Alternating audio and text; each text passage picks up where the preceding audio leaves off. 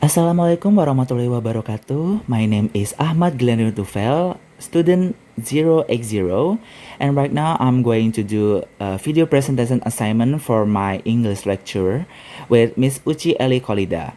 So today I'm going to presentation the research article. The title of the research article is The Impact of Bullying and Cyberbullying on Mental Health, a systematic review by Nia Agustiningsi, Ah Yusuf, Ah Sang, and Kori Fanani.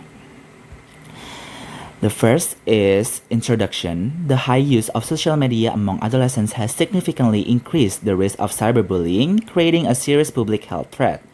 This study aims to identify the specific mental health issue caused by this behavior to help develop effective nursing interventions and coping strategies.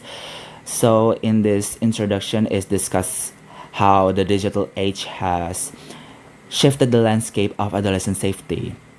Specifically, through bullying and cyberbullying,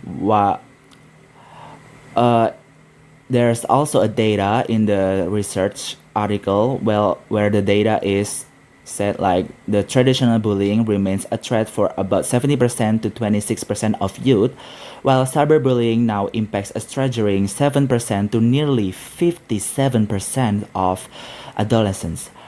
The researcher goal is to understand that these mental health triggers so health professionals can intervene before these stressors lead to the global tragedy of teenage suicide.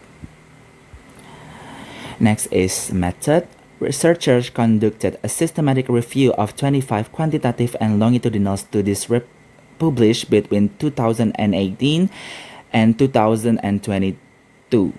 The search utilized the PICOS framework across major databases like Scopus and ScienceDirect to analyze the experience of adolescent victims. So, to ensure high quality evidence, this research followed the PRISMA or PRISMA guidelines and screened over 1,1300 initial records. That the researcher narrowed this down to 25 specific studies that focused strictly on quantitative and longitudinal data. This selection allows the researcher to see long-term patterns in how specifically how the victim respond to this traumatic social experience. Next is results.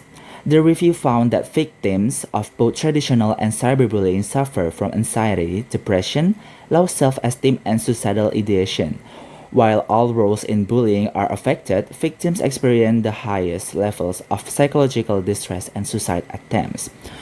The data reveals a clear burden of disease where victims face a high frequencies of anxiety, depression, and low self-esteem. Most alarmingly, cyberbullying often results in higher level of suicidal ideation than the traditional face-to-face bullying or a traditional or a traditional bullying. So here, the researcher found that the cyberbullying is more dangerous than a traditional bullying.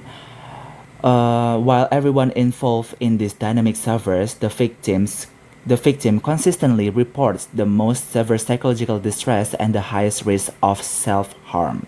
So it's so dangerous. Next is discussion.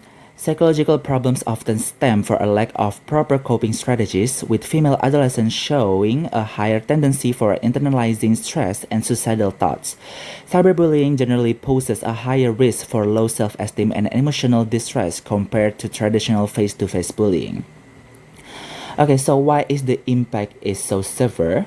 It often comes down to maladaptive coping strategies such as social withdrawal, which leads to a cycle of loneliness and further online vulnerability. I'm sorry. We also see the researcher also sees significant gender gap where the female adolescents are twice as likely to report suicidal thoughts because they tend to internalize these stressors and struggle with self-blame more than their male peers. So the female is more the female adolescent is found more likely to report suicidal thoughts than a male. Okay, so the last is there is conclusion. Bullying and cyberbullying are devastating events that lead to severe mental health burdens, including the risk of adolescent mortality through suicide. Mental health nurses must prioritize training adolescents in emotion regulation and self-affection to build resilience and improve subjective well-being.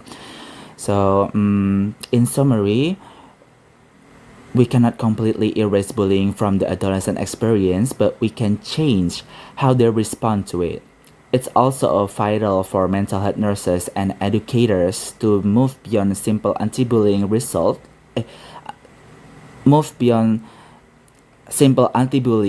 and instead can focus on teaching emotional regulation and self-compassion.